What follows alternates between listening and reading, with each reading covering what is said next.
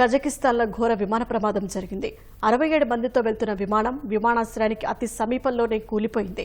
ఈ ఘటనలో 30 మందికి పైగా మృతి చెందారు. అజర్బైజాన్ నుంచి రష్యాలోని చెచెన్యాకు విమానం వెళ్లాల్సి ఉన్నప్పటికీ పొగమంచు భారీగా ఉండటంతో కజకిస్తాన్కు దారి మళ్లించారు.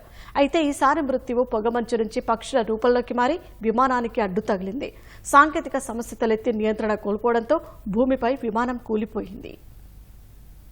కజకిస్తాన్లో ఘోర విమాన ప్రమాదం జరిగింది. అజర్బైజాన్ ఎయిర్లైన్స్ కు చెందిన ఎంబ్రేర్ 190 అనే ప్రయాణికుల విమానం అక్టౌ నగరానికి సమీపంలో కూలిపోయింది. ఘటన జరిగిన సమయంలో విమానంలో 5 విమాన సిబ్బంది సహా 67 మంది ఉన్నారు. అందులో 30 మందికి పైగా ప్రాణాలతో బయటపడ్డారని కజకిస్తాన్ ప్రభుత్వం తెలిపింది. వారందరికీ ఆసుపత్రిలో చికిత్స అందిస్తున్నట్లు తెలిపింది. మిగిలిన అందరూ సజీవ దహనమయ్యారని పేర్కొంది.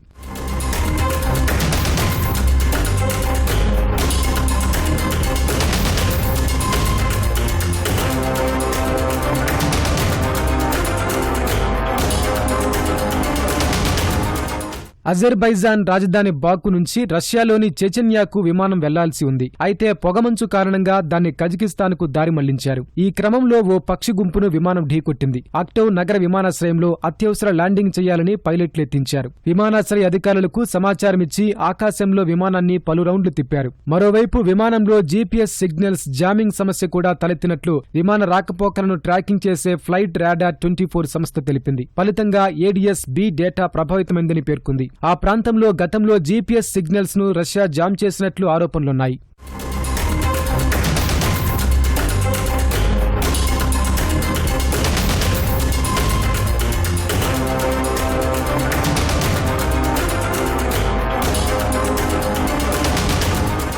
కుడివైపుకు వాలి వేగంగా కిందకు దూసుకొచ్చిన విమానం వీడియోలను స్థానికులు కెమెరాల్లో బంధించారు. అక్టౌ విమానాశ్రయానికి కేవలం 3 కిలోమీటర్ల దూరంలోని ఓ బహిరంగ మైదానంలో విమానం నేలను ఢీకొట్టింది. భారీగా మంటలు చెలరేగాయి.